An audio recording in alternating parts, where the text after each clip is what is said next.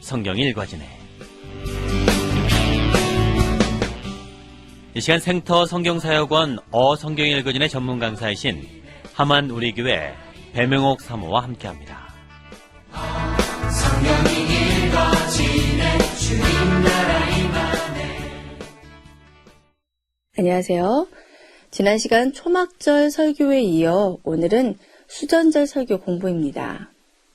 오랫동안 갈릴리 사역을 하시다가 예루살렘으로 오셔서 초막절 설교로 공적으로 당신이 그리스도라는 사실을 선포하셨어요. 초막절 설교 이후 어디 계셨는지 자세히는 모르지만 베레아 지역으로 파송되었던 70인 전도단이 들어와 사역을 보고했고, 그리고 이때 선한 사마리아인의 비유가 있고 마르다 마리아 사건, 그리고 주기도문을 이때 다시 한번 가르치시고 날 때부터 소경된 자를 고치시는 일들이 이 3개월간 있었어요. 그리고 나자 수전절이 되어 예수님이 다시 예루살렘에 오셔서 설교를 하시는 겁니다. 약 3개월 만에 다시 예루살렘 성전에 등장하셨어요. 초막절 다음에 성경에 나오는 중요한 대목이 수전절인데요. 이 수전절은 신구약 중간시대 BC 165년 마카비 혁명 때 안티오쿠스 4세, 즉 에피파네스의 핍박에 저항하여 독립운동을 일으켰고, 그리고 독립을 하고 나서 헬라신을 들여서 더럽혀 놓았던 예루살렘 성전을 다시 성결케 한 것을 기념하는 명절입니다. 이 수전절이 12월 25일이에요. 우리는 성탄절로 지키는데 유대인들은요, 이 12월 25일을 수전절, 한우카로 지키고 있습니다. 이 수전절 명절에 예수님이 나타나서 솔로몬 행각에서 말씀을 선포하시면서 다시 한 번 더 예루살렘에서 공적인 설교를 하셨어요. 당국자들은 지금 굉장히 난감합니다. 체포하자니 민중이 따르고 그냥 있자니 자기네들은 허수아비격이에요. 지난번 초막절에 나타나서 분명하게 공적으로 자신이 하나님의 아들이요 그리스도라고 말하셨어요. 이 주장을 당국자들은 받아들이기 어려웠습니다. 그러니 예수님에 대해 어떻게 처신해야 할지 난감했었어요. 그런데 또 나타나신 거예요. 아니 도대체 왜 자꾸 이리 마음을 쫄게 하는 거요? 그리스도이거든 분명히 말하시오. 내가 이미 말했어도 너희들이 믿지 않는 거 아니냐. 이런 대화로 시작하는 것이 수전절 이야기입니다.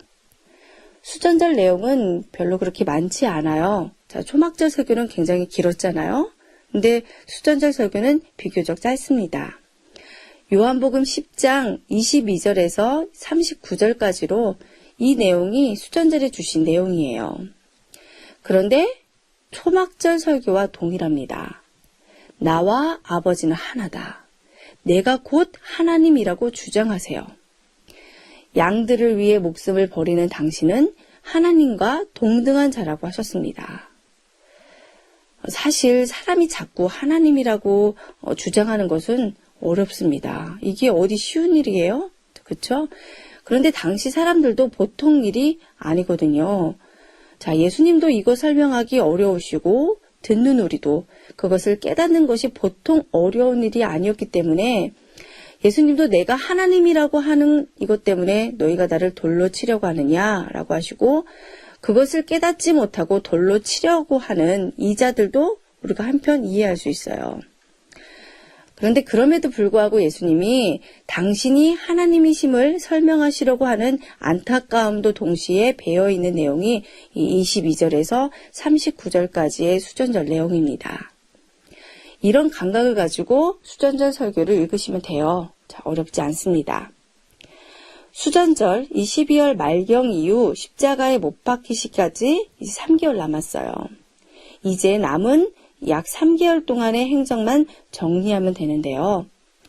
예수님은 수전절 설교 이후 다시 요단 동편, 베레아 지역으로 이동하셔서 3개월 동안 마지막 사역을 하십니다.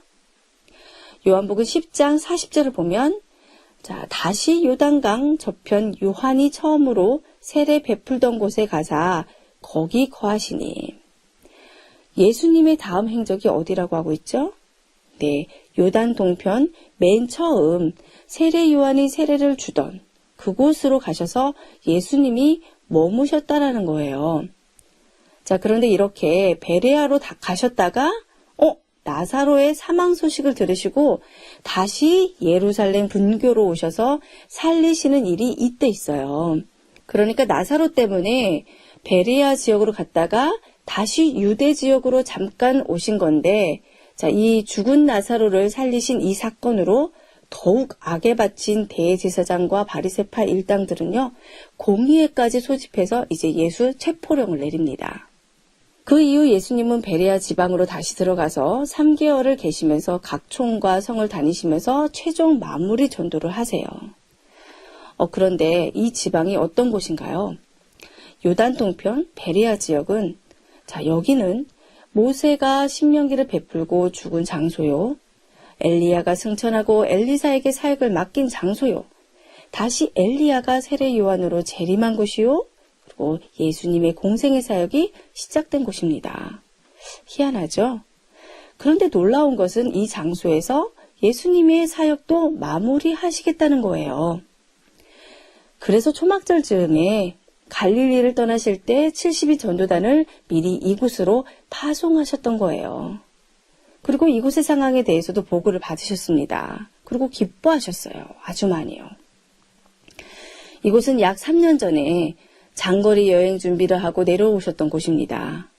세례 요한이 세상 죄를 지고 가는 하나님의 어린 양을 봐라 라고 외쳤던 곳이고, 베드로와 안드레, 요한과 빌립, 나다나엘을 처음으로 만났던 곳이에요.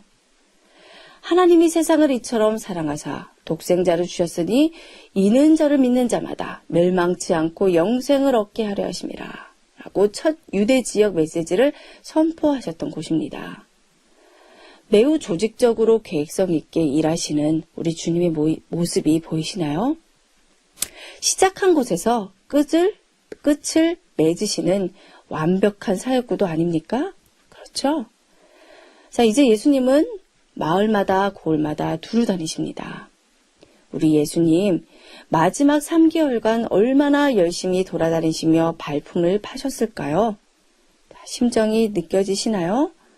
십자가에 돌아가시기 전 3개월 동안 마지막으로 힘써서 사역하시려는 예수님의 뒷모습이 왠지 짠합니다. 자, 여기서 무슨 일이 있었는지 궁금하시죠? 이 3개월간의 일은 요한복음에는 없고요. 공관복음에 한 곳에 소복이 모여 있습니다. 주로 강론을 많이 하셨고 사건도 많아요. 병도 고치고 어떤 사건이 있으면 그것에 대한 교훈을 말씀을 하셨어요. 예를 들어 고창병에 대해 고치시면 그것에 대해 말씀을 하시는 패턴이에요. 자, 그리고 야고보와 요한의 어머니가 예수님께 오른편 왼편 자리를 청탁한 일 있죠? 이때 있었습니다. 자, 그런 것이 요 3개월 동안 요단 동편에서 일어난 일이에요. 3개월간의 사건을 하나하나 디테일하게 하려면 끝이 없기 때문에 큰 것만 집어서 3개월 동안 일어난 일이 이런 일이구나, 있구나. 자, 지금 울타리만 둘러치고 있는데요. 그런 상황 속에서 바리새파 사람들이 계속 따라 붙습니다. 요단 동편에서도 따라 붙었어요. 예수님의 마지막 갈릴리 사역 중 대중 집회에서 손을 떼고 제자들 집중 훈련하는 기간 동안에 따라 붙은 사람들이 이 바리새파 사람들이었는데, 마지막 이 마무리할 때도 끝까지 이 사람들이 쫓아와서 예수님을 괴롭히고 문제들을 제기하고 있는 것을 알 수 있습니다. 예수님께서 예루살렘에 오랜만에 나타나서 당신이 그리스도인지 정확하게 증거하셨는데, 이 세력들은 여전히 나머지 이 3개월 동안도 요단 동편에 쫓아와서 끊임없이 핍박하고 꼬투리를 잡으려고 하는 것을 알 수가 있어요. 자, 이렇게 3개월 동안 여러 사건이 있고 마지막 일주일을 앞에 두고 예루살렘으로 들어오시는 길에 여리고에서 소경을 거치시고 그리고 삭개오를 만나게 됩니다. 자, 그리고 이렇게 구체적인 사건이 일어나기도 하지만 3개월을 계시면서 가르치신 내용도 굉장히 많이 기록되어 있어요. 큰 잔치의 비유, 그 좁은 문으로 들어가는 내용, 잃어버린 드라크마 찾은 비유, 포도원과 품꾼의 비유, 이런 비유들이 굉장히 많이 있습니다. 왜 이렇게 많이 말씀을 하시는가? 지금 대중들에게 마지막으로 말씀을 하시는구나 생각을 해야 돼요. 자, 이외에도 부자와 거지, 그리고 불의한 청지기, 과부와 재판관에 대한 비유라든지 바리새인과 세리에 대한 비유라든지 이런 것 등등 비유로 많이 말씀을 하셨구나 라고 알면 됩니다. 자, 이제 일주일 남았어요. 자, 이 일주일 내일 공부하겠습니다.